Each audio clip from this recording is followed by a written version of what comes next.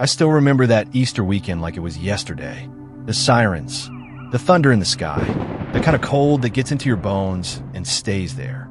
It was the kind of night when the city doesn't sleep because it's too busy bleeding. And yet, in the middle of it all, something sacred happened, something I'll never forget for the rest of my life. He came in fast, stormed through the doors of Redeemer Chapel like a ghost being chased. His name? Darius McKenzie, but the streets called him D-Rock. If you know anything about East Lynn, especially the West Side, then you've heard the name. He wasn't just trouble, he was the definition of it.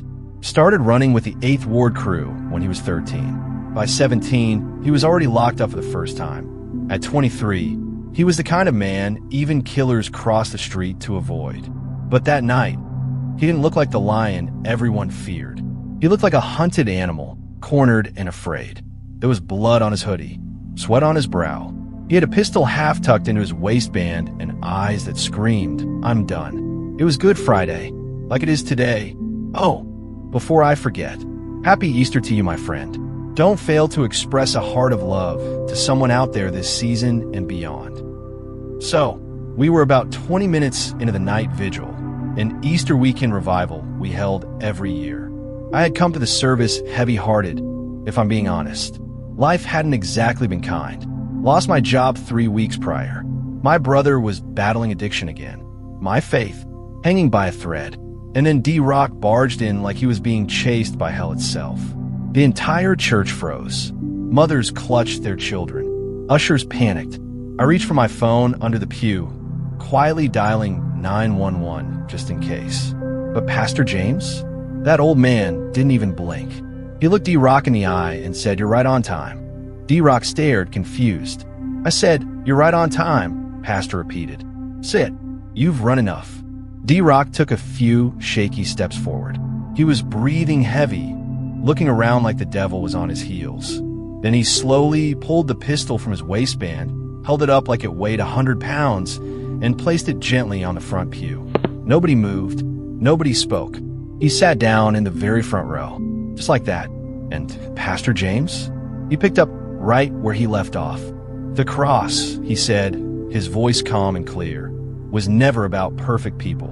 It was about redemption. It was about the last chance, the last call. As the night went on, D-Rock stayed. Quiet. Still. Almost like something inside him had shut down. I watched him. I watched him more than I watched the pulpit. There was something in his eyes. He wasn't just running from danger, he was running from himself. After the final prayer, he didn't leave. He stayed behind, sitting alone while the rest of us slowly made our way out. I couldn't help it. I walked over and sat beside him. "You good?" I asked. He chuckled bitterly. "Ain't been good in a long time." "You got people looking for you?" "Always," he said. "But tonight, it ain't them I'm afraid of. It's him." He pointed upward. I didn't know what to say. Then Pastor James walked over and sat on his other side. That man was never in a hurry, not when it came to souls. "You ever heard the story of the thief on the cross?" Pastor asked. D-Rock nodded.